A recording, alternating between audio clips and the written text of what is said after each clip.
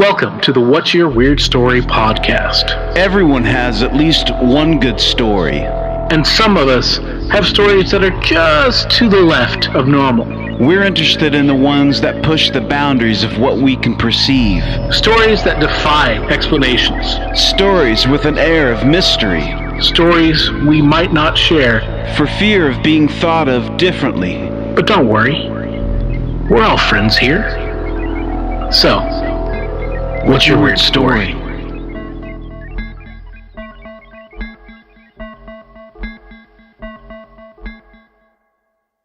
Hello, Weirdsville.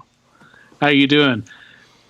It is us again, your friends, Barry Johnston, Adam Beebe. I am Adam, and here with me is Barry. Hello, everyone. We are your host, and also your very good friends here on the What's Your Weird Story podcast. Hopefully, your favorite internet radio show for true life weird experiences told by the people who experienced them. Yeah, so here we are once again. And Barry, how are you doing today? I'm very good, sir. How are you? You keeping things together over there? I'm hanging in there. Hanging in there and just getting through. You know, I mean, it's getting more springy every day, and everything's looking nice, and the sun's coming out, and it's getting the blue skies returned, and everything's seems to be turning back to somewhat to normal. We're getting there, you know. A lot of places are going to be reopening. You know, they're starting to do some of that here. You know, not places where you can congregate, so, you know, be aware of that. But, you know, starting to ease our way back into it, and hopefully we're doing it in the smart way and the right way to so that, you know, we can keep on top of things, because I think we're doing a pretty okay job of living in this time, this weird time that we're in. Right. True. Yeah, I felt like last weekend was the first weekend where there's a little bit of normalcy coming back. You could kind of feel it with folks. People were out and about, and that's good. And to kind of get back into doing something outside of the house is good. It's good for the headspace. Sure. We were able to resume martial arts practice, which is nice. We just have a couple of guys that get together, so it's not like we're getting, you know, I was going to ask.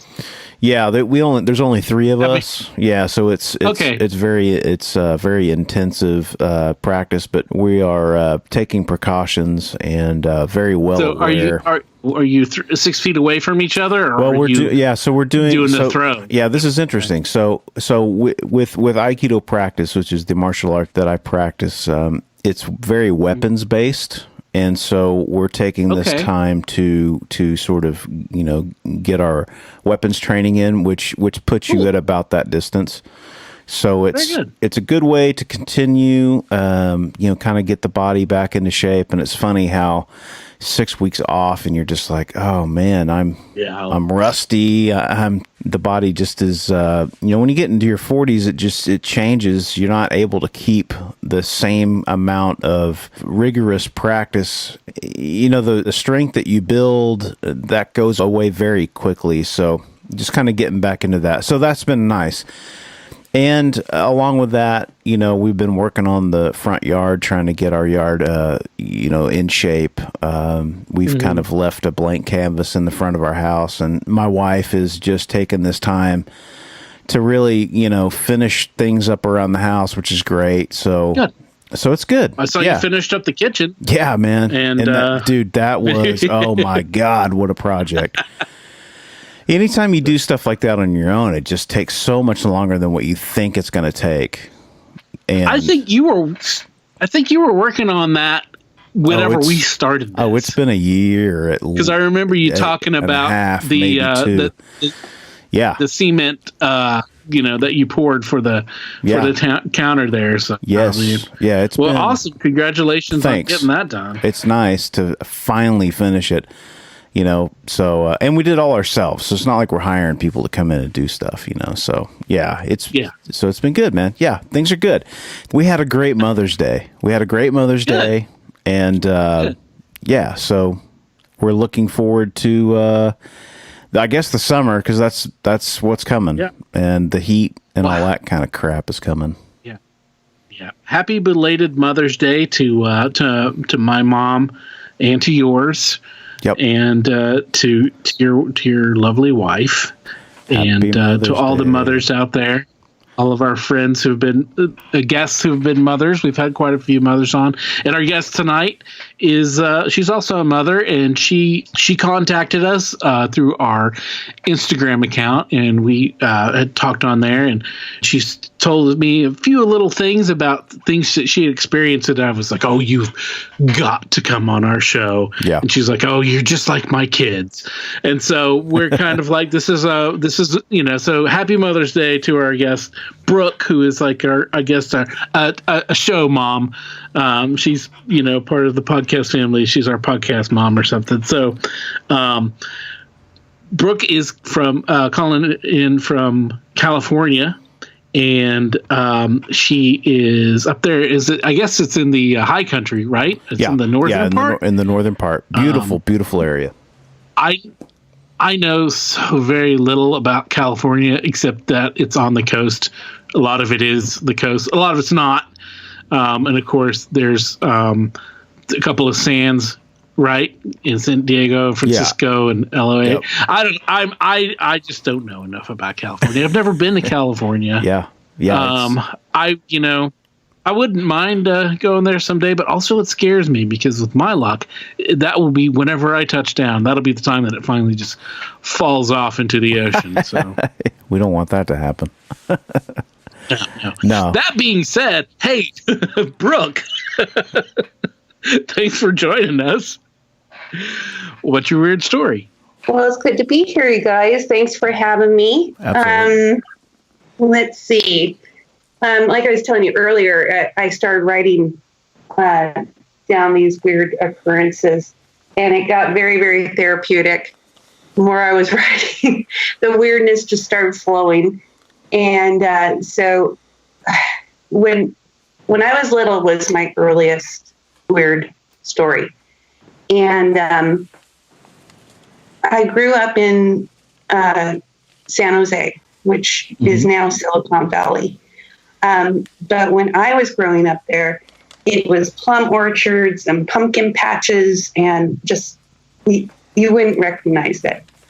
And we grew up in this little, it wasn't really little, 5-bedroom sort of ranch style home. And back in the day, your parents didn't hover around you like they do now. And I remember I was probably about 4 or 5 years old. My mom would put me in the bathtub and, washcloth and soap, and then leave the door open and then go out to the kitchen or the living room, wherever.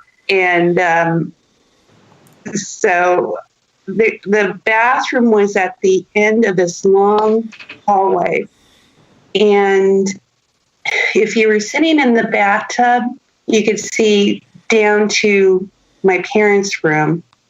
And I remember sitting in the tub, and this happened several times, and there was a very large man that would stand in my parents' doorway, same exact spot all the time.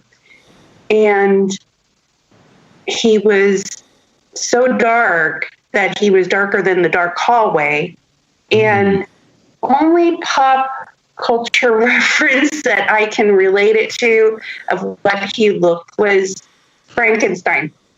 Yeah. But he was black, the profile. And you could actually see depth to him. Like, it wasn't an outline, it was actual depth. Wow. And I would scream, and then, my mom or dad or both of them would run in. What the hell's going on? And I'd tell them, and, they'd get mad at me or whatever, or frustrated, and tell me, oh, there's nothing there. Well, gradually over time, as I got older, if I looked down that hallway, I didn't see this person anymore. And it was at a family gathering and I was probably in my 30s or so. And I heard my daughter and my niece, who were both adults at the time, they were kind of reliving growing up and visiting my parents' house. And I heard my niece say, "Remember when Grandma used to put us in the bathtub and when we'd look down the hallway and see that big man standing in the doorway?" Whoa. Oh my God. Oh, wow. I hadn't even thought of that situation or that incident or that man in the hallway until she brought it up. And I listened further, and they were talking, and my daughter said, "Yeah, he was so big, he took up the entire doorway." Wow. That used to freak me out. And I go, I couldn't hold it any longer. I just go, "You guys, you just described what I saw when I was a little kid too." Wow. Oh my gosh. And yeah, and they said, "No way, you saw him too?" I go, "Yeah, he's been around that long." And I said, then eventually I just stopped seeing him. But I don't know if that was what people would refer to as a shadow person, or if he was just a ghost that hung around there, or what. Right. But a lot of strange things happened in that home. And then there was, I was probably about 9 or 10, and I was at the room at the very end of the hallway next to my parents' room. And I was, in bed, and I was still awake. And all of a sudden, my bedroom door started opening, and there was a woman standing there, and she had like a gray sheet or shroud around her. And I don't know why my mind went to this point where it was just like, holy shit, that's a witch. But it did.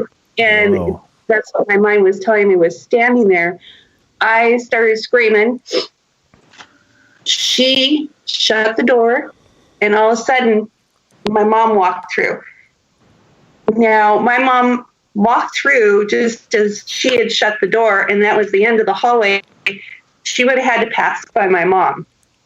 And my mom was coming in. Wow. And of course, my mom was like, "What's wrong with you?" And of course, I tell her again, and what I saw, and she goes, "Well, there's nobody here. Nobody was here when I came in," and so there was no sleep that night. Wow. I'm sure. I can imagine. Did your mom? Did you ever mention the shadow figure to your mother? Also, like did she? And she never saw that either. Wow. No. Wow. No, and yeah, I went because I would scream, then they would come in, and I'd tell them what I saw, and I probably at that age maybe described it as a man, probably a man. And they probably thought I was seeing things, in the dark. How your mind kind of fills in the blanks. Yeah. Mm-hmm. But yeah. Wow. So, and in that hallway, so my son, this was right after my mom had passed away. So it was, within the last 10 years or so. But, the kids always had the creeps about that hallway and stuff. And my son went into the hallway outside of my old bedroom door where the witch was, and he had his phone, and he turned it on record, and he asked, "Is Grandma here?" And I'll try and imitate the voice that he picked up on his recording, and it just said, "Oh." Just a long drawn out no. Oh. And he runs around, he runs out of the hallway, and my dad and I were there, and he goes, "You need to listen to what I just picked up." And it was this gravelly, breathy, no.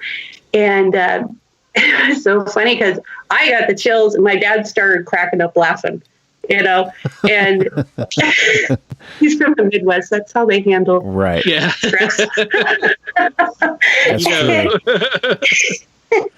And so that was crazy. So did he record? He recorded it on his phone? Like, yeah. Is that what he was doing? He was recording it on the little microphone from the phone? Wow. Yeah. And I asked him, did you hear that, audibly? No, he didn't. And I said, well, it doesn't sound like anyone I know. So I have no idea. Wow. That's wild. Yeah. Yeah. So creepy house. So what do you know about the house before? Like, how long had your parents been in there? And do you know about anything before they were there? I know that it used to be an orchard, and we know that there were, within orchards were drying sheds, because they were plum orchards, and they would cut the plums and make prunes out of them. And so lots of drying sheds, lots of workers probably in and out of there. That's all we know. House was built, I think, in 1952 or something like that. So not hugely old. Nobody, I don't think, ever passed away there. But I had older siblings who are several years older than me.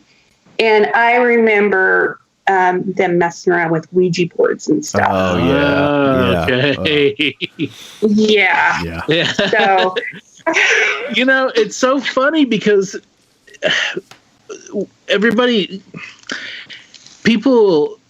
Ouija boards are, marketed as this toy, and a lot of people just like, whatever, it's a toy. But then the other half of us are just like, you mentioned Ouija board, and everybody was like, oh, and we all understand. Oh, the devil's doorway. Yes, the portal to darkness. Oh, yes, yeah.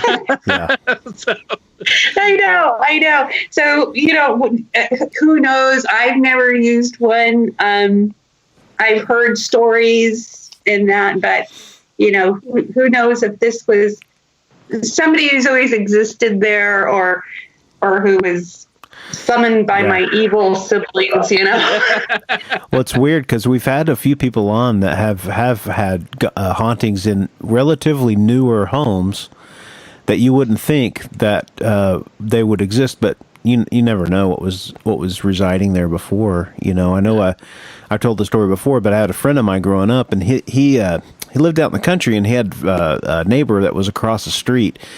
And come to find out, they built their home. I think it was an Indian burial site, and they had all kinds of weird things happening. And I was always like, oh, that's so strange, because they just built this house not thinking anything of it. And then come to find out, they, did some research and found out that it was like,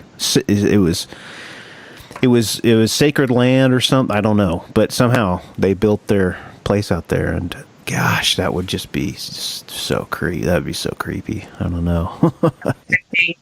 That would be, yeah.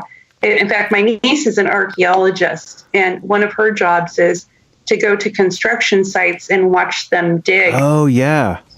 So that if they do bring something like that up. Right. Wow. That would actually be kind of a cool job. My son, my youngest boy wants to be an archaeologist. That is his dream. And so something like that would be so cool for him. He would love to do that. But so they do that. They does the state put them out there? Does if you're going to build a building, I'm sure that it has to come, they do some sort of code and whatever, and then do they get provided someone that goes out and watches them dig, or is that how it's done? Yeah. They get contracted. Okay. So she works for a company that contracts for them. Wow. So that's cool. That is really cool. Cool job. Yeah. But childhood was terrifying. Sounds like it. So this happened. This started happening to you at a young age, right? So how young were you when you first started seeing this? Probably about 4 or 5, I gotta say. Yeah. Wow. Yeah. Man, and then young. I remember my oldest sister, who's since passed, she used to tell me, because she couldn't get over this, that happened. But I guess when I was about 3 or 4, I was sitting on my mom's lap. She was reading the newspaper. That's something you don't see anymore, newspapers. And she had turned the page, and there was a picture of Bobby Kennedy on the page. That's when he was running for president. And my sister said, I pointed to his picture and said, he's going to die. Wow. Whoa. And, they just kind of poo-pooed it. Well, a couple days later, he was shot. Wow. My sister just thought that was the weirdest thing that she ever saw. And she was, probably, she had to have been in high school. Well, that gave me goosebumps. Yeah, wow. I don't have any memory of that, of course. I was way too little. That man's going to die. Wow. But, yeah, that was strange. But, so, let's see, what else do I have? So before we get to that, I have a quick question about the witch. Was it just the one time that you saw the witch, or was she also a repeat visitor guest at the house? No, it was just the one time. That's good, because one is enough. That is creepy. Yeah. Yeah. Some kind of like death veil or something like that. And I've since heard and read of other kids having visits from witches. And it's very interesting. It's almost like some kind of phenomenon that occurs. So I don't know. Wow. But my next incident was I was living in Sebastopol. And Sebastopol, California is right outside of Santa Rosa in Sonoma County.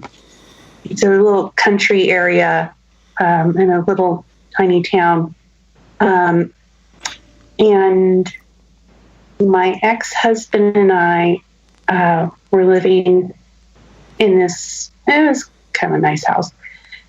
But anyways, we had gone to bed, and he wakes me up and he goes, "You've got to look outside. You have got to look outside." And so I wake up, I look outside, and at about the length of a football field up in the sky, there is this round disc. And it had gold lights that went around, like in a, I guess, do they call it a Doppler effect, where they kind of... Yeah, that would, yeah. Are going around? Right. Okay. Yeah. And this thing was so close that you could see the body of the aircraft. And it was just round and just with the lights. And I had never been so scared in all my entire life, because I had never thought one way or the other about UFOs or anything like that. Yeah. Right before my very eyes, it was reality. Wow. And if you had asked me before that happened what I felt, I probably would have said, I probably don't believe, but there it was right in front of my eyes. I had such fear that it kind of felt like I was out of my body. Yeah. Right. You know, that it was like this warmth that went from top of your head all the way down. And I've never felt fear like that before. And he goes, and he's digging around in the closet. I go, "What are you looking for?" And he goes, "I'm going to get my camera." And it took him a little while to find his camera. And I said, and I'm watching this thing, And as he's looking for the camera, I go, never mind. I said, it's leaving. And it was slowly lifting up through a layer of fog. And all of a sudden, all the lights stopped. And they were still burning bright, but they stopped going around in a circle. And then they all converged into the center of the craft. And it was one gold light at the bottom. And it just lifted until we couldn't see it anymore. Wow. And I said, it's gone. And he comes over with his camera. It's gone. It's gone. Nobody's ever going to believe us. And yeah, it was. How far away were you from it? It was probably about like if a football field we're standing on end. Okay. About that. Yeah. Maybe a little bit less, but you could see, the solidness of the craft. Right. So it actually had a discernible shape. Mm-hmm. Absolutely. Yeah. And he wasn't a believer before that.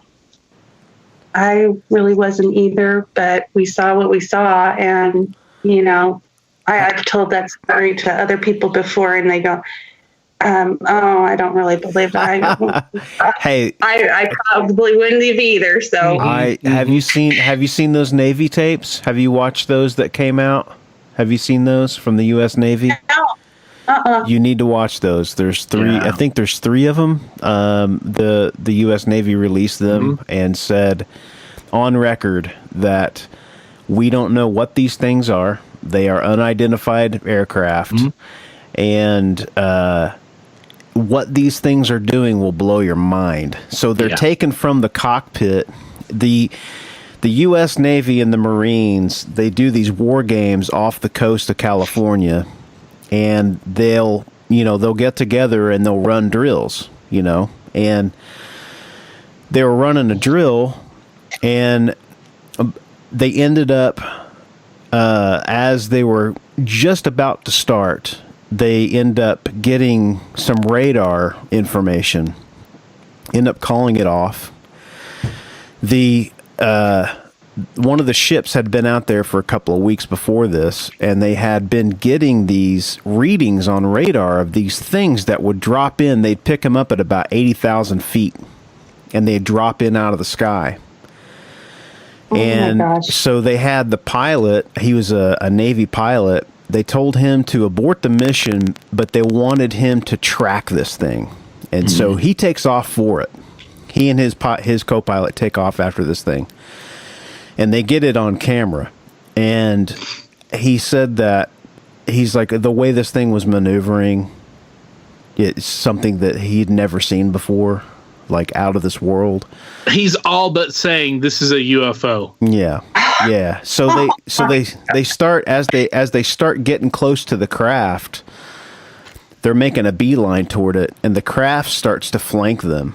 And so he decides that he's going to go straight after him. This thing maneuvers itself to where they can't get anywhere near it. And then at a certain point, the thing drops down, and there's footage of this. And it's absolutely incredible, but it looks like it's skimming across the water. It's just hovering like a few feet above the water, and it's flying. I don't know how many hundreds of miles an hour it's going, but maneuvering in ways that just we can't do, And when it came out, see, there's been a bunch of British Navy and Air Force higher ups saying that they had also witnessed these types of things, and it started to come out in the press. Right. And then our government had to admit that, yes, we have this footage, and they probably have a lot more footage than what we're seeing, but admitting that they can't control it, they don't know what it is, but it's out there. So and again, these were leaked, but they're by credible sources leaked. But and like the Navy actually commented on them, and this was I think this was last year. Yeah, it was. The Navy commented on them and said, yes, these are they don't call them UFOs, but they call them unidentified aerial phenomenon, UAPs. Right. Because they don't want to say UFO because they don't want to give it that much credential and that much, thing, because and they also don't want to scare people, obviously. But it's legitimate. Like, these are things that they cannot identify, and they admit that they can't. And that there's been more than one spotting and more one type of things that they've witnessed and recorded, and that they can't identify. So it was pretty major news. That's all, that kind of got a little brushed over. It was in the news for a week or two, but then it kind of got, as most things now, the news cycle is so quick, they get brushed over. So yeah. And could they tell what the shape of the craft and what it exactly looked like? And yeah. Yeah, the one that Barry was describing, that video, the guy described it as like a tic tac, a giant tic tac. Yeah. Wow. Yeah. And so this is you can see it. You can see it. The ships. He tells a story. He was on the Joe Rogan podcast. He had the pilot on for I think it's about a 2-hour interview. And he said at one point in time, so the two ships, the Navy and the Marine ship, were 100 miles apart, 90 miles apart, something like that.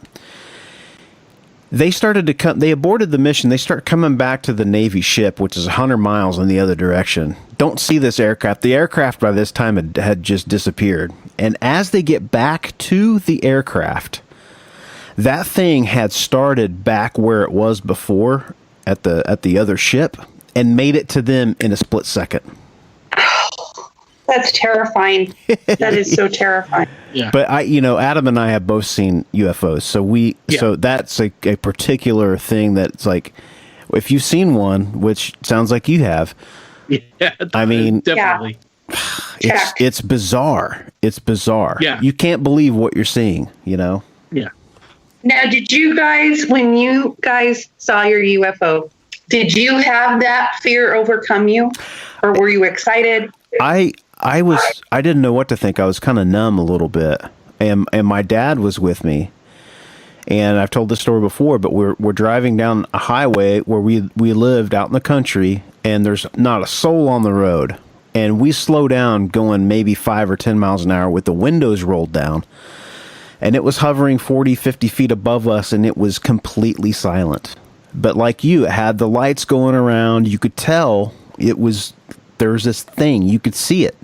It wasn't that dark, and where we live, you can see, the nighttime sky is very brilliant and bright, and this thing was definitely there and hovering. And I remember just thinking, I can't believe I'm looking at this thing, maybe a little bit of an out of body experience where you're like, am I asleep right now? Am I dreaming? But yeah, that's what it was like for me. I can't speak for Adam, but.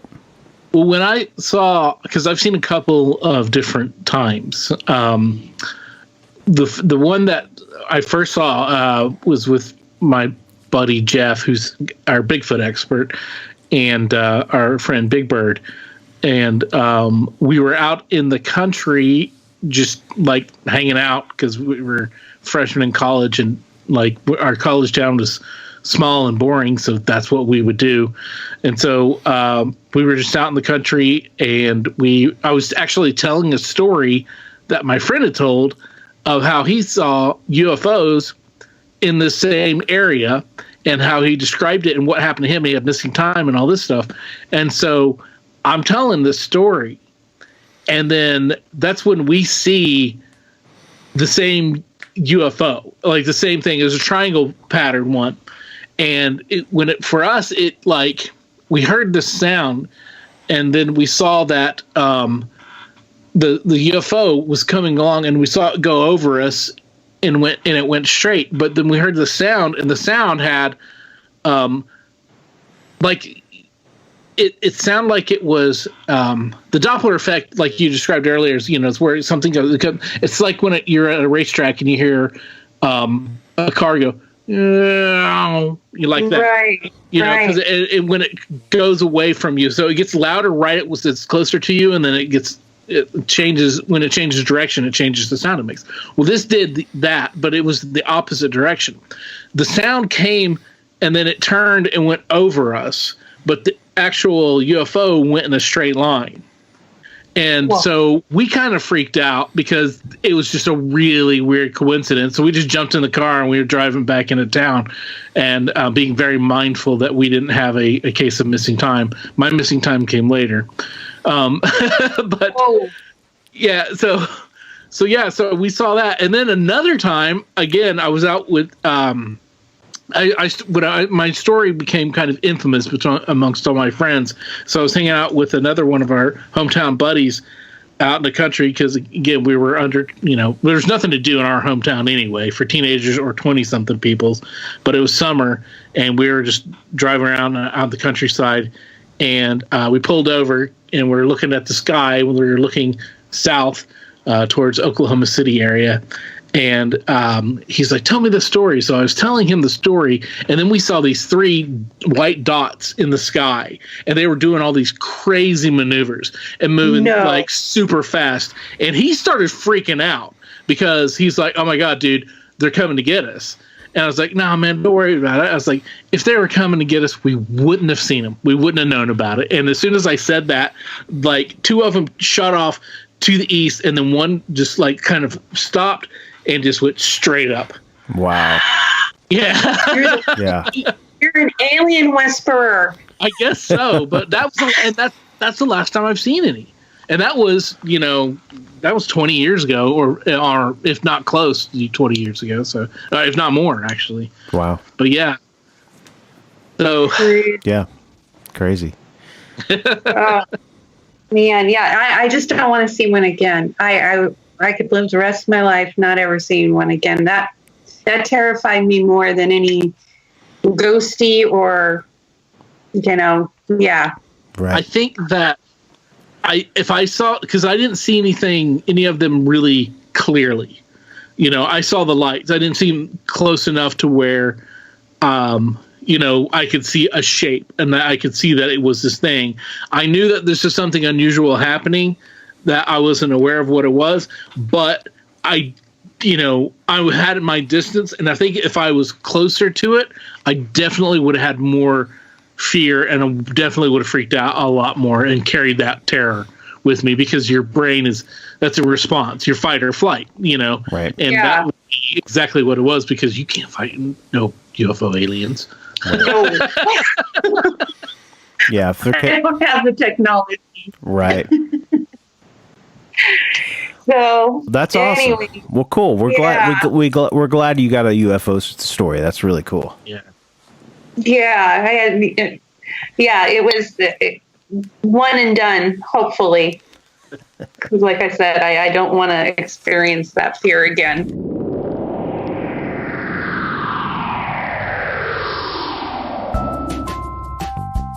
Hey man, did I ever tell you about this recent thing that happened to me? I was driving around in the country, and it was just after dusk, so there's a little bit of light still coming on out of the sky, but it was mostly dark. I saw this black school bus. I don't think I've ever heard this.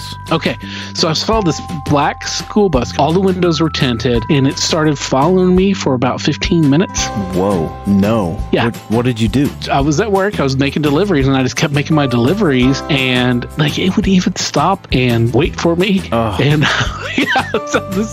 but it was never close enough to where I could see it or anything, but it was following me, man. Wow. Dang. That's just an example of another really weird story that happened to me, and that could have happened to you. You don't have to have a UFO encounter. You don't have to have seen the ghost of your grandmother. You don't have to know what Bigfoot smells like to have had a weird story. Basically, what we're saying is weird covers a lot of ground here on the What's Your Weird Story podcast. And we love hearing all of your stories, whether they're spooky, they're funny, they're bizarre, or they're just short, sweet, and unexplained. Kind of like our podcast. Let's see. Oh, when think I was in my mid-30s. I got married, and we bought this house in Gilroy. I've moved around a lot. I bought a house in Gilroy, which is in between Monterey and San Jose. Mm-hmm. And the woman, we got it at a really good price. And it was disclosed to us that the woman that used to own it before us had committed suicide in the bedroom. Oh. And I guess she had been in a terrible divorce and custody battle and all that. And she sent her daughter away one Friday afternoon with the ex-husband. And then she proceeded to make herself a deadly cocktail and went up to the bedroom, drank it, and she wasn't found until her ex-husband came, couldn't get a response, wanted to drop off the daughter. And so that was the following Sunday evening. And so we ended up as the next owners of the house. And it was really odd because one of the initial things that you experienced when you went into that house is if you were going upstairs to the rooms, you felt like you were being rushed or hurried up the stairs somehow. And I was talking to the neighbors. It didn't make sense to me until I was talking to the neighbors one time, and she was there when it cops and the paramedics got there. And she said, yeah, they had to ram in the door, and they all went running up the stairs. And then it clicked with me that the first responders' energy, maybe? Yeah. Right. Yeah. It was just imprinted. Wow. Or something. That sense of urgency there, yeah. Wow. Yeah. And people who hadn't even really known about the history of the house, they came in and stayed with us. They're like, I don't like your stairs. They couldn't put their finger on it, but your stairs are creepy or whatever. And I thought, they're just kind of feeling that energy, I guess. Yeah. But we would always hear pacing back and forth upstairs. When we'd be all downstairs, there'd be this pacing, like someone just walking back and forth. Oh, man. And we'd all be sitting in the living room. And I don't know if you guys are old enough to remember the old radio stereo components that people used to have with the two speakers and stuff. Yeah. Yeah, we had one of those in the living room. And the radio, in order to turn it on, it had this rectangular metal button, and you had to actually push it in, and it made a clicking sound. Mm-hmm. And that would come on all by itself. You'd hear the click, and then the radio would be blasting. Oh my! Wow. Yeah. So it's not like some fluke or something. You actually heard that depress click out, and then you'd be blasted. Several months later, I had my son, and he was just a baby, so he was sleeping in our room in a bassinet. And it was early morning hours, and he was starting to fuss, and as a tired parent, you're laying there thinking maybe they'll go back to sleep. And all of a sudden, between my husband and I, we started hearing this humming. And it was like a lullaby-ish, and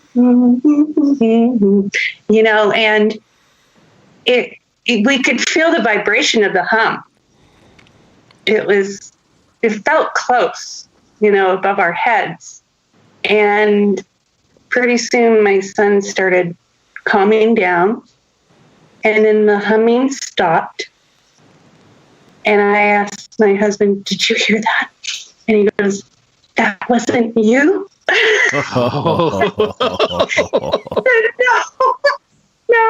No, it wasn't me. That one gives me goosebumps every time I think of it. It gave me too. I mean, man. wow. But yeah, that was pretty creepy. And let's see. How long did you live? Okay. How long did you live there? We lived there for probably about maybe 8 years. Wow. Now when you buy a home like that, or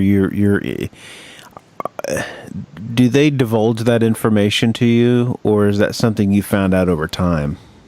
Yeah, they have to disclose it. Okay. That's my other job besides running this bed and breakfast is I'm a realtor too. So They have to disclose it, and it varies from state to state about how many years. But you always tell your clients, like who are your sellers, disclose. It just protects everybody. Right. But yeah, they have to say, especially if it's something violent like a suicide. Now, do they have to disclose if they're haunted or believed to be haunted?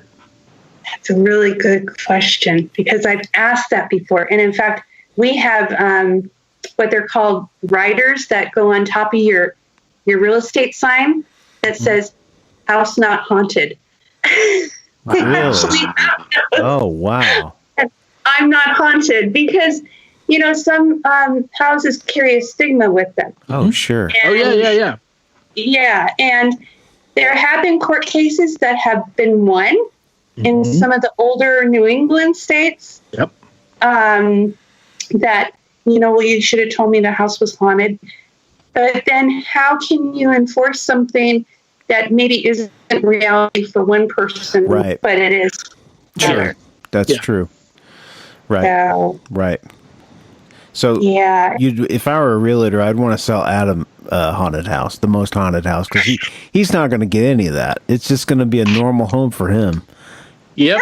He's not susceptible to any of that stuff. So completely ghost blind. Well, I don't know. If you stay over at our bed and breakfast, you might hear something. Oh, wow. And wow. I'm coming up to that one pretty soon. Okay. Cool. Okay. Cool. But I just thought of another thing that happened when I was living in that house in Gilroy where the woman committed suicide. I came home from grocery shopping and walked in the kitchen, put my stuff on the counter, turned around, and just caught a glimpse of this woman with reddish hair, kind of, just above her shoulders. And it was so real that I actually gasped. It was like, God, someone's in my house. And then gone. Whoa. Wow. So she was there for a flash and then gone. But that was the only time I ever wow. saw her. Any idea if that was the woman who lived there, if that was her physical description, or if it was somebody else? Honestly, I saw her so fast that all I could get was that she had reddish hair. And so, if I were to ask one of the neighbors, I'd be kind of reaching, as to if that was her or not. But, I don't know who else it could have been. Right. She seems so interested in us, interested in our family. And, she made it very clear that she was there. Yeah. The pacing would get to me. Yeah. That would get to me quite a bit. I think that, I've got a pretty vivid imagination, so, I can really get myself worked up sometimes. But I also am, I've tried to be fairly logical, but I'm an artist, so that doesn't really come, that's not a big part. Yeah, but I try to talk. I can kind of talk myself down on stuff, but I haven't had experiences like that, but that would just it would scare me because my first thoughts would be there's somebody upstairs, and then I would go and investigate. There'd be, and if nobody was there, then I'd be really worried, because that's there's not a lot of logic that comes with those types of noises. I mean, logic kind of goes out the window at that point, I think. Yeah. Crazy. It's funny you said that because my sister came to stay with us one time, and she had been there several times, so she was used to the pacing, and we had came back from doing something, and there was a pacing going on upstairs. And she goes, I know that's your ghost, but do you ever get worried that there might actually be somebody walking around upstairs? And I didn't think about it. I thought, oh my gosh, that's kind of a false sense of security. Oh, it's just a ghost. Yeah, I've listened to too many stories about people living in the wall and you're in the attic and all that kind of a thing. So it's like, that's way freakier than a ghost walking, True. But that sounds, like you said, the thing that's good about that particular haunting is at least it was it was a gentle haunting, and it was just like, hey, I'm here, and even helped you out when, calm your son. So, that's, if I'm going to have a ghost roommate, then that's the kind of ghost roommate I would want to have. Right. Yeah. Not the kind that scream, get out, or whatever,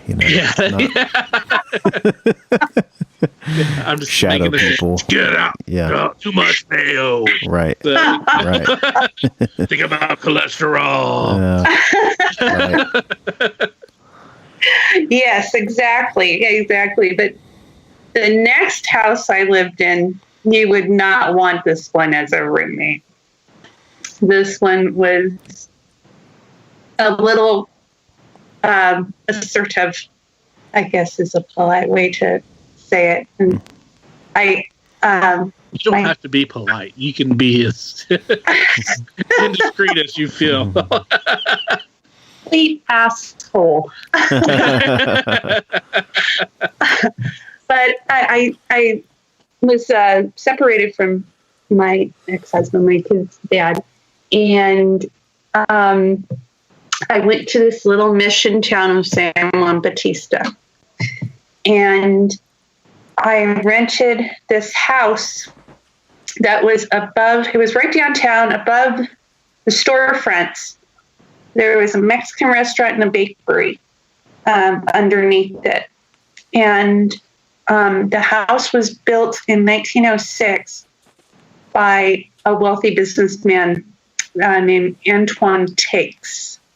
And so to get into the house, there's this narrow door in between the restaurant and the bakery, and you go through the door and you walk up this narrow flight of stairs.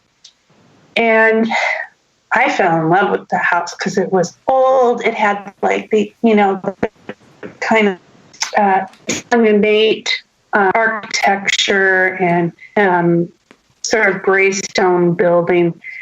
And I just thought it was beautiful. It had a formal dining room and, all the original hardware and doors inside. And so we started living there, my kids and I, and my daughter would not sleep in her room, which is like, nope, there's a little girl, and nope. And I thought, oh, there's not a little girl. I've never felt anything in this house. And then pretty soon, several months later, I started dating, and my new boyfriend would not come in the house. He would try, and he would, at first he was just saying, you know what, I gotta go. And I thought, then me? I showered, I brushed my teeth, what's going on? And he started divulging to me that I feel like someone is just on top of me whenever I come here. And he says, it feels like the breath is being sucked out of my face when I come in here. And he was a real pragmatic guy, real realistic. And I thought, that's weird. That's two people now. So I was going to take a vacation, and I was going to take the kids. And I asked my oldest daughter if she would house sit for me. Because it was downtown and in a Mission touristy area, we'd have a lot of people thinking that it was a museum or something, and they'd walk right in the front door. Right. And then there were a couple bars also. So it kind of, keep the house company. She couldn't stand one night. She could not stay there. And couldn't get anybody else to house sit, because as soon as they'd come in, they'd feel that oppression. And I still wasn't feeling it. It wasn't a problem for me at all. And so it was getting to the point where nobody wanted to come over anymore. And so I called a ghost hunting team. And I said, well, there's got to be something here. And that's the other thing, people were saying, your bathroom doors open and close by themselves. I was sitting in the living room and your bathroom doors open and close. And so the ghost hunting team came in, and my then boyfriend was there. And they brought two psychics with them. And the psychics said, and this was without any information from me, I just told them I was having problems in the house. They said, there is a very tall man with a beard and a long duster coat, sort of like cowboy looking, attire. And he is over your boyfriend. And he is telling him, this is my family. You don't belong here. She's mine. They're mine. You got to get out. Whoa. And the whole time, my boyfriend's sitting there, and he's starting to sweat. And this is before the psychic said anything. He's like sweating. He's like shaking visibly. And then they told him, you're agitated because this is what we're seeing. He doesn't want you here. He says that this is his family. Well, what they surmised was that possibly that was Antoine built the building. And he decided that we were his family now. Now, I decided I didn't want any more of this. That scared the crap out of me. Yeah. Being thought of as a possession by a ghost, right, is not something you want to live with. And so I got another place.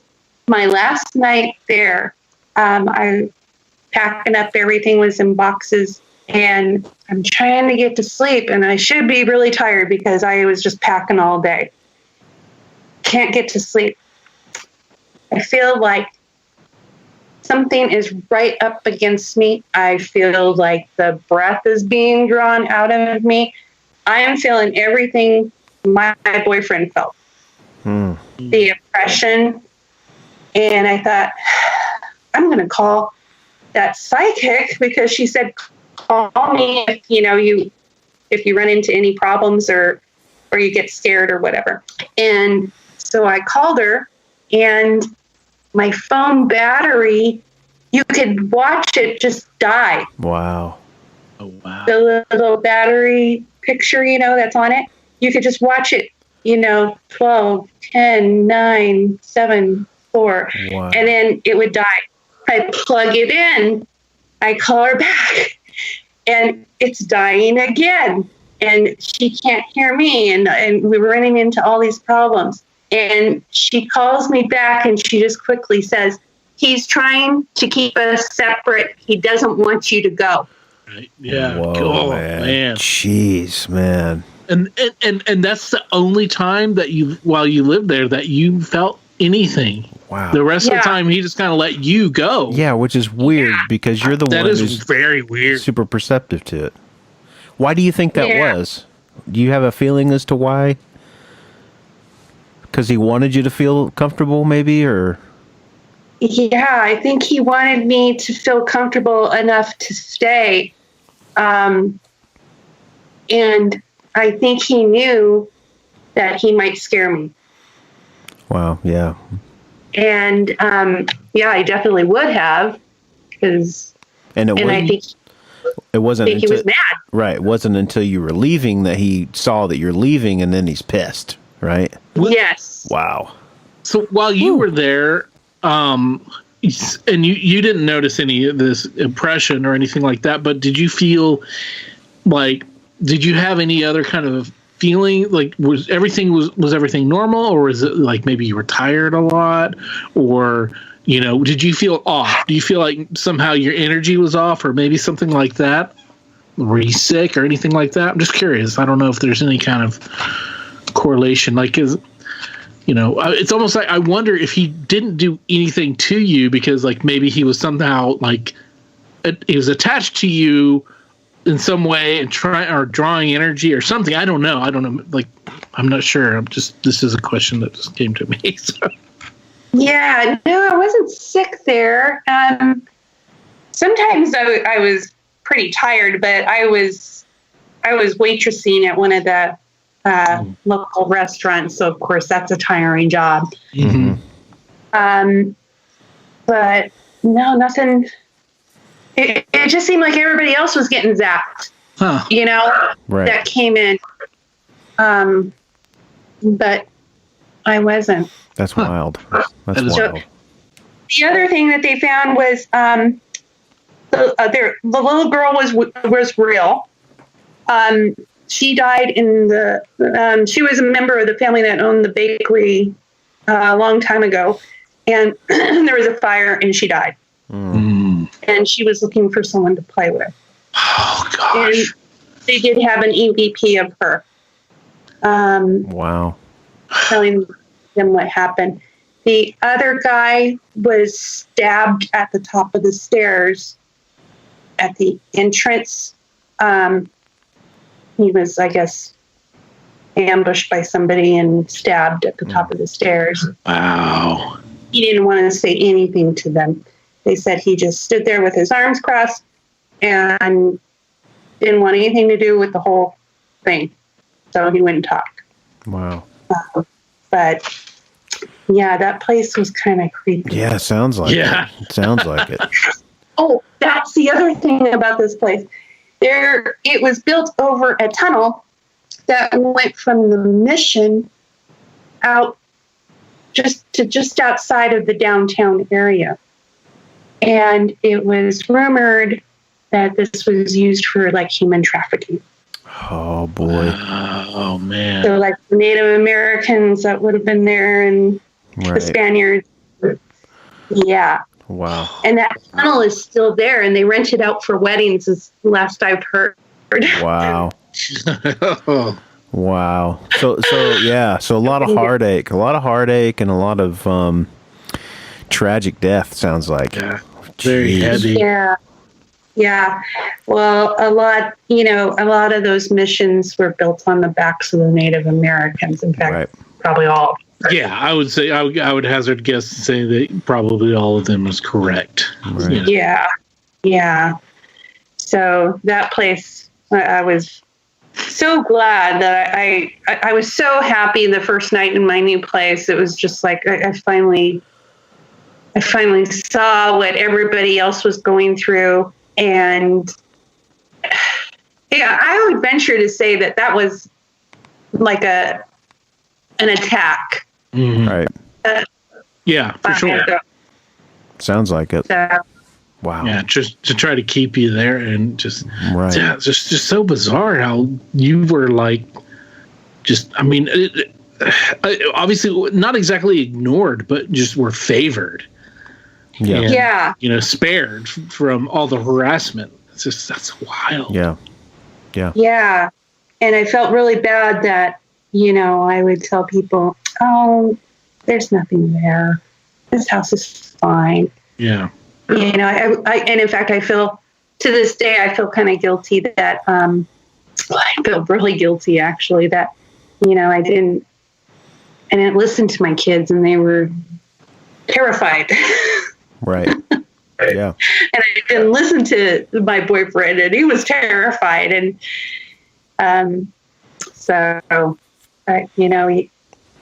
I guess seeing is believing, right? Right. Well, and it seems, and it's like, it's one of those things that if you've had experiences then you're not having them, that would make me think that, well, maybe it's, maybe something's not, if I'm not experiencing it, maybe it's not going on. Yeah. Maybe it's not happening because I'm, so experienced with this. I've had all these other experiences. Why wouldn't I have this as well? And, and so that means that's some kind of deception on the part towards you to allowed all this other stuff to go on. So, but I got to say the little girl ghost, children ghosts are always just the creepiest to me. Yeah. They're always the scariest. It's just so unsettling and obviously tragic, because of short life, but just also, Yeah. Yeah, True. It is. It really is. And, especially that they're alone in the EVP, that she just wanted someone to play with. Right. Man. So lovely. Yeah. That's heartbreaking. Yeah. Yeah. So, then that brings us. One last question about that. When you had the psychic and the folks that came over, were they able to help her at all, that little girl, or maybe give her some direction? I'm always curious about that. If they, if that really works. What they told me was that they spoke to her in a very motherly fashion, and I don't know exactly the conversation because we were all told to leave. Okay. So. I don't know exactly what the conversation was like, but they were describing that, they were able to comfort her. That's I good. think was the word they used. Good. So anyhow, the last one I have, I think, unless something else pops in my head, I recently bought this old lodge, and that is in the northwestern Sierra mountain range. Mm-hmm. And it was built in 1949. It was used as a family hunting lodge. It still has the deer cleaning rack out in front, just split logs. And it started out to be a one-room lodge, and then they added onto it a big bunkhouse, and then a family moved in and made those separate rooms right off the great room. And a couple months into living here, everything was fine. And then my son said, were you trying to get in my room last night? And I go, no. And he goes, because the doorknob was jiggling and someone was tapping on the door. Oh no. And because we have a bed and breakfast, he keeps his door locked. We all keep our doors locked. Right. So I said, no, that wasn't me. And I didn't tell him because I didn't want to freak him out. But I was sleeping one night and boom, boom, boom, right on the wall behind my head. And nobody was in that room. And I held off telling him because I didn't want him to think, oh, crap, Mom's got another haunted house. Right. You've had a few of them in your life, it sounds like. Yeah. I can pick them. Yeah. Just like husband. husbands. I can pick them. And so then he said that it was continuing to happen, but then it was his wall that he was getting bangs on. Well, his wall is an exterior wall. So then I was sleeping one night, and it occurred to me, and I mentioned it to him. I said, do you think, how sometimes when you're sleeping and you think somebody screamed in your ear, like, hey, or something like that? Auditory hallucination or something like that? Yeah. I've had that. Yeah, and I've had it as well. And I said, well, maybe it's something like that. And he goes, yeah, I was thinking that too. And then it happened again, and it happened a few more times after that. And I know damn well I wasn't sleeping a couple of times that it happened. I was just laying there. I hadn't fallen asleep yet, or I had just woken up, and it happened. And so I heard it, in real time. So, I told him, well, it's been happening to me too, so I don't know what's going on. So last week, I've been kind of trying to take advantage of the bed and breakfast being closed and doing some things around, just some improvement things. So I got the ladder out of the basement, creepy old basement, and I was putting it away. And so Sally, my dog, she follows me everywhere. Oh, here she comes. She heard her. And she follows me everywhere, all around the house. She'll even go down in the basement with me. She would not come down. She stood at the top of the stairs, and she's just like looking at me. And I go, come on, you can come down. And she's just looking. And I put the ladder away. And I said, oh, Sally, you're being silly. And I turn around, and I see a khaki field jacket. You know what a field jacket is? Like with it's canvas, yeah. And it whizzed by. So I saw the shoulders and the arms and the breast area. And it whizzed by. And at that very moment, there was like this, when a moth buzzes by your ear, you get like that electrical sound, like a whirring. There was this whirring that accompanied the figure going by. And so I booked it upstairs, and I finally knew why Sally did not want to come downstairs. Something was up. So, and the other thing that she does is we have an old barn, about 50 feet from the house, maybe a little bit more, 75. And she'll look out the window at the barn and start growling and barking.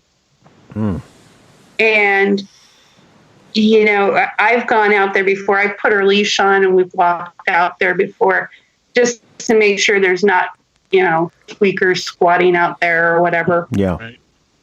And, or a bear or deer or whatever. Nothing out there. And then and she'll come back inside, and she'll start looking out at the barn again and growling and kind of a low bark. And I know it's not a deer or a bear or anything like that, because when she sees those things, she starts crying. Because she's kind of scared of them. Right. And so when she's upset or wary is when she starts the growling and the barking. So yeah, this one is, I haven't had any guests yet say that they've heard anything weird. Okay. How long have you been there? Just since November. Okay. Wow. So it's pretty new. And so you've only seen the figure or the jacketed thing once Recently. Once or so? Yeah. Okay. Yeah. So this is what, Tuesday? So it happened like last Friday. Oh, wow. Wow. So very new.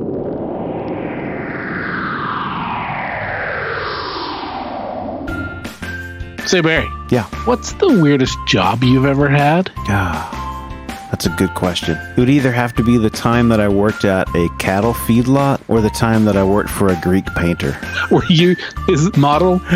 Not quite. Well, it's funny because one of my weirdest jobs was being a model in art school, but it was portraits, not full body nude. The reason I'm asking is because those jobs may be kind of normal, but we know people are out there that have weirder jobs than that. Maybe you're a mortician. Maybe you're a scientist trying to bring back the dinosaurs or the woolly mammoth. That'd be cool. That would be really cool. If you guys out there have weird jobs, unusual jobs, crime scene photographer, maybe you worked at an adult educational film set, if you know what I mean.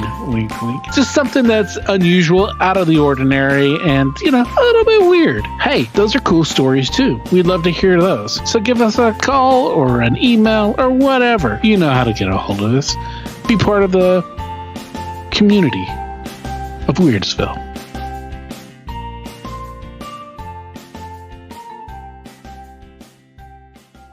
Fascinating. Well, Yeah. I guess one good thing for us is that there could be more to come. Yes. Selfishly. Yes. Wow. This is brand new. So Well, we'll see. it sounds like that is a pretty prime place for these kinds of things to happen. Wow, that's crazy. Of course, if you It get a is lot of- because all the history up here in the Sierra Nevadas, we have, this used to be an old ghost town where I live. Okay. And so from the main road up to the ridge where I live is sort of little abandoned miner cabins Yeah. and loggers' cabins, just one room. And they're completely fallen down. And somebody's grandkids, they were taking a hike. It was during the holidays. And they were hiking through the woods, and they went into one of the old miners' cabins, and they all turned and ran at the same time out of the cabin. And they ran all the way back to their grandma's house. And they go, "Well, why were you running? Well, why were you running?" And they compared notes.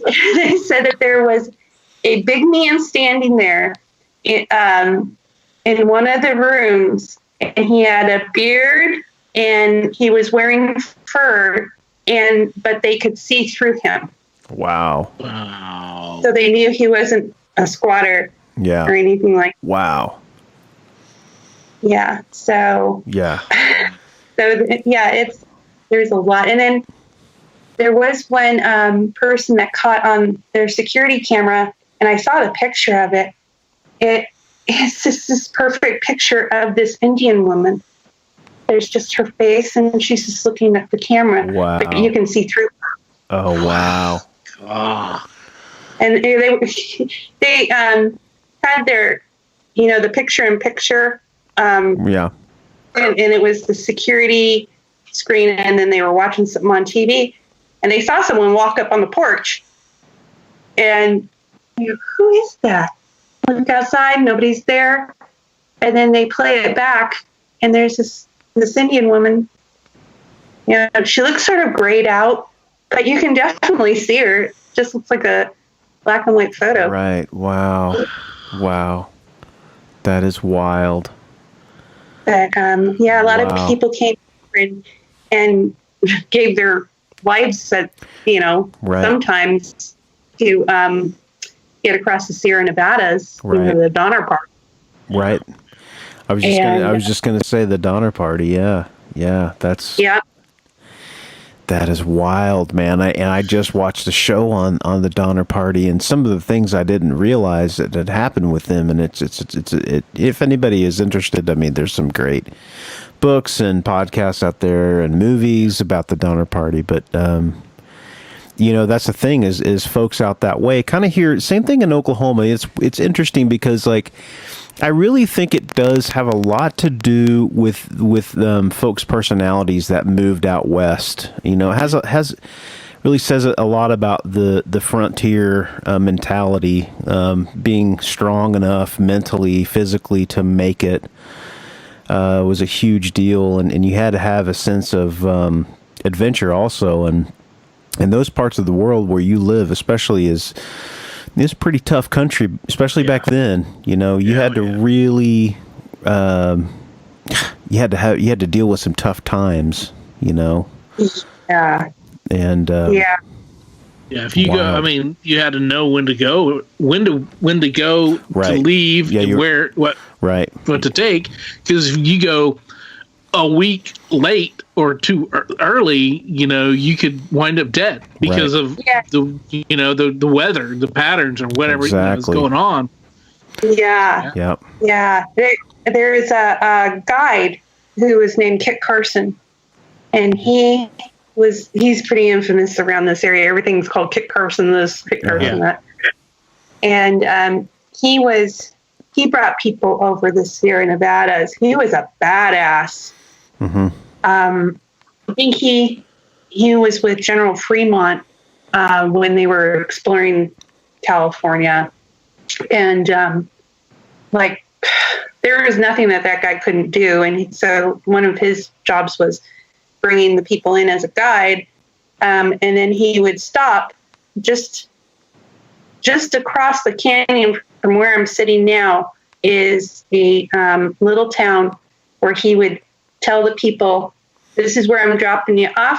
Just keep going west. Right. And, that was pretty scary.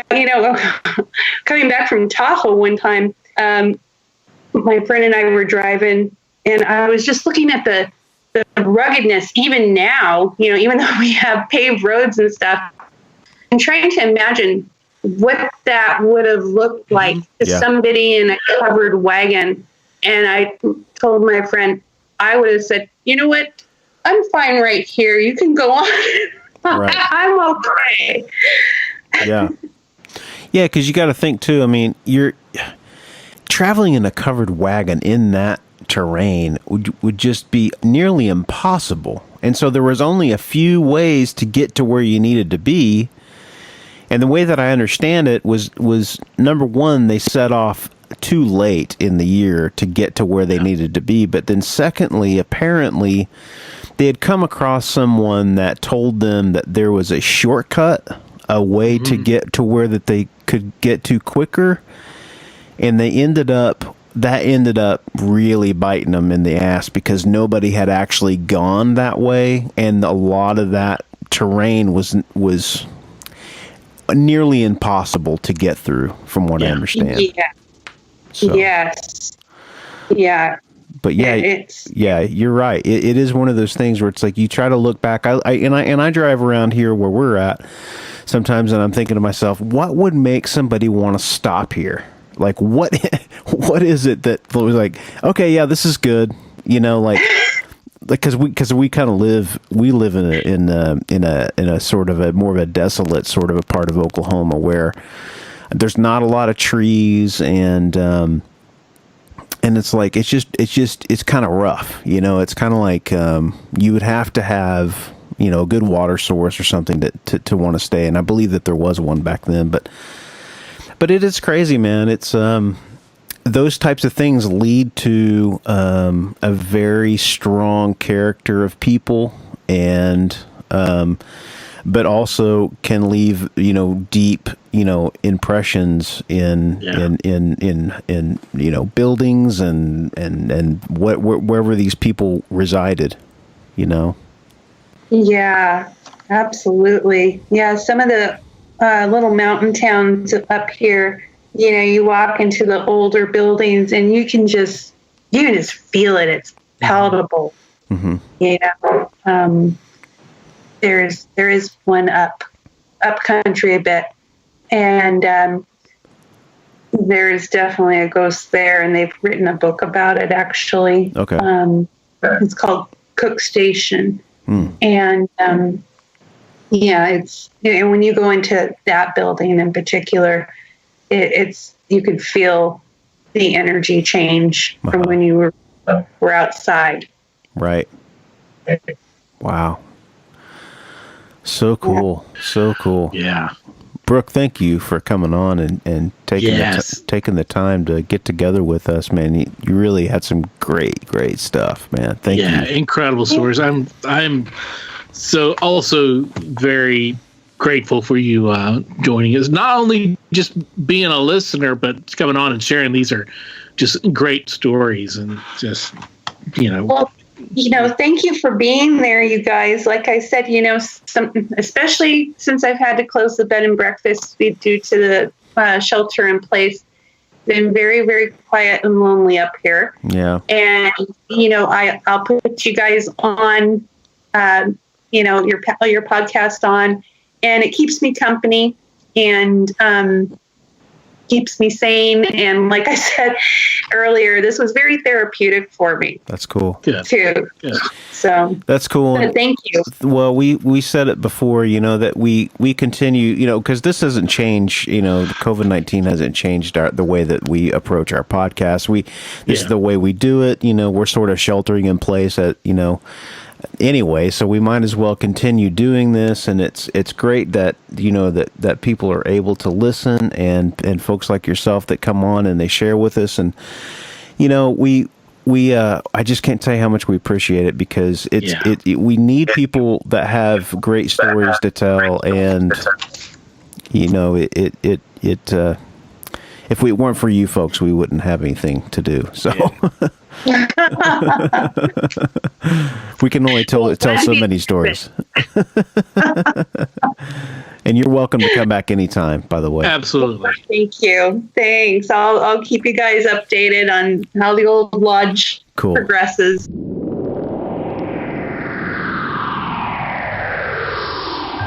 Hey, that's a nice t-shirt you got on there. Oh, thanks, dude. It's brand new. Do you like that? It's one of the official What's Your Weird Story t-shirts. Where'd you get that? It's funny that you ask. I just got it off the brand new Spreadshirt.com site for the What's Your Weird Story podcast. There's no www. You just go straight to shop.spreadshirt.com/what's without the apostrophe WHATS hyphen YER-WEIRD-STORY, and that'll take you right there. I mean, you can never own enough clothing. Well, it's true, Barry. There's t-shirts for the ladies, because they're cut differently. There's hoodies, which are really cool. There's two different kinds of hoodies, and there's also tote bags, so you can tote your stuff. That's so cool, man. So if you guys go out to spreadshirt.com, What's Your Weird Story, currently there are 2 designs, but there will be more going up very soon, so just keep your eyes out for that. And if you decide to get one of our shirts, tag yourself on Instagram to ours or Facebook. Show your love. Show us what you got. Let's see your true colors.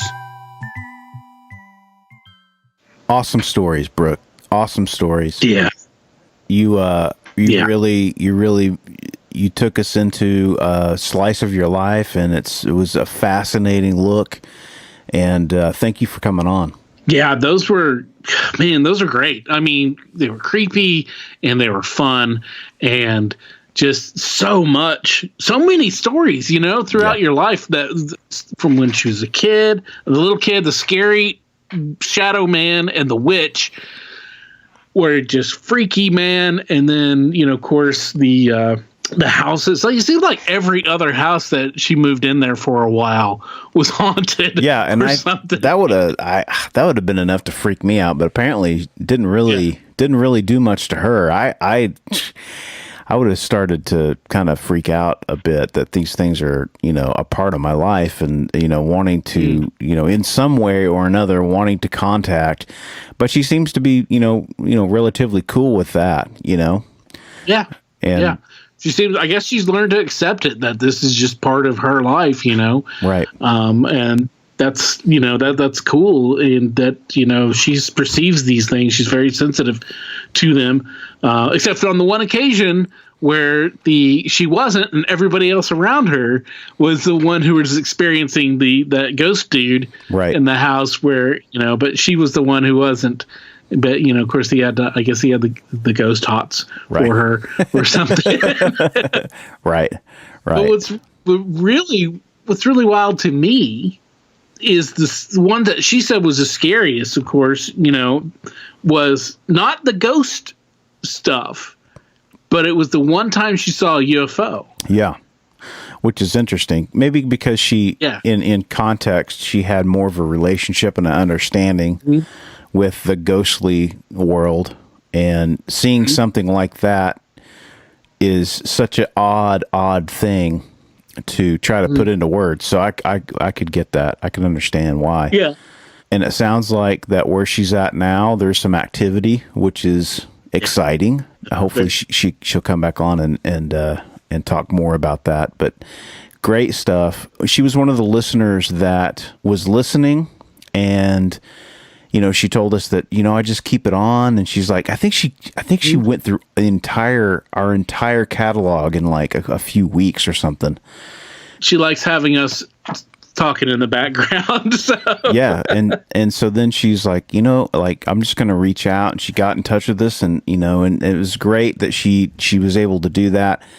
We appreciate everyone that comes on like her and inspired. You guys have inspired people to get on with us and want to talk about these things, and we're grateful. Thank you so much. Yes, always, because we often talk about this when the mics are off. But the best thing about this is just talking to people and hearing their stories and connecting. Making that connection. That is just it's hard, especially right now. It's hard, but it just seems rare these days. Yeah. Since we're all we're connected electronically, but telling a story, hearing a voice, right? Not through text, but by communicating out loud, like we used to. Like it's part of our heritage. It's why we learned to talk. Yeah. So we could communicate and share ideas and share stories and share these experiences. Yep. And it's awesome. And I feel like. We're carrying on that tradition, and that hopefully people appreciate what we're doing. And it's always great to hear that, because it's just like, I don't know. I feel like we're not doing it exclusively for that. I think we're doing a lot of it just for ourselves, but I think we're doing it for, all of Weirdsville, and I include all of Weirdsville as part of ourselves, all you guys are our friends, you're our circle, you're our town, man, you're our community. And that's what this is all about. It's about sharing with the community. And if it's old members who pop up every once in a while, or people who are just moved in, we want to hear their stories. So, and we like hearing their stories. We love hearing their stories. Yeah, so absolutely. That's what makes it so rewarding. Otherwise, we're just kind of, spouting off into, thin air, which is odd. Yeah. Again, just to prove that we're however many episodes in now, and what are we into? What is this one? Do we know? This is number 90, man. This is number 90. Golly, man. Number 90. That's insane. Yeah. I mean, it just seems like we just started doing this, and we have in a lot of ways, but it really has been amazing, the people that we've been able to talk to. And we got a lot of great stories coming up too, guys. We got some really cool stuff coming. And so just hang tight for that. But yeah, thank all of our folks that come on, all of our guests, all of our listeners, everybody. We're so appreciative to everything and everyone. Just feeling so grateful. Yeah, always, every week, man. I feel like that every week. I'm just like, wow, this is it's one of the best things. For sure, it's a highlight of my week. Yeah. Absolutely. Yeah. And and doing this, and we've been doing this for 90 episodes plus the few extra ones too. Yeah. But it never feels like work. Yeah. We put a lot of work into it behind the camera. Yeah. We are not camera, but behind the mic. When it's off, but Definitely. It doesn't feel like it. Yeah. And that's a good thing when you're doing something because you enjoy it and you love it, and it doesn't feel like work. Then that's the reward right there. So we hope that you guys are still enjoying it and still want to be part of it, and we love that you do. And we got stuff to do, so let's get back to it and start getting stuff ready for next week. Oh, Barry, next week is your friend Tammy. Great. Tammy's great. Yeah. We've wanted to get her on for a while. We finally made the connection with her. She's a local girl. And local for you. Local for me. Not... Yeah. Local for me. And so it was cool to get her on, and I can't wait till you guys hear it. Yeah. Good stuff. Really good stuff. Spooky. That's all I'm going to say. Yeah. And we all know I have a problem with not stopping when I'm saying things, but oh, man. Good for podcasting. Absolutely. Absolutely. All right, everybody. Have a great week. We'll see you next time. Be safe. Be weird. As always, if you have a weird story, we want to hear it. If you have a lot of them, we want to hear them all. We can't do this podcast without your invaluable contributions. Whether it's sharing your stories, listening, rating, and spreading the word about the podcast. Thanks for listening. Until next time, be safe. Be weird.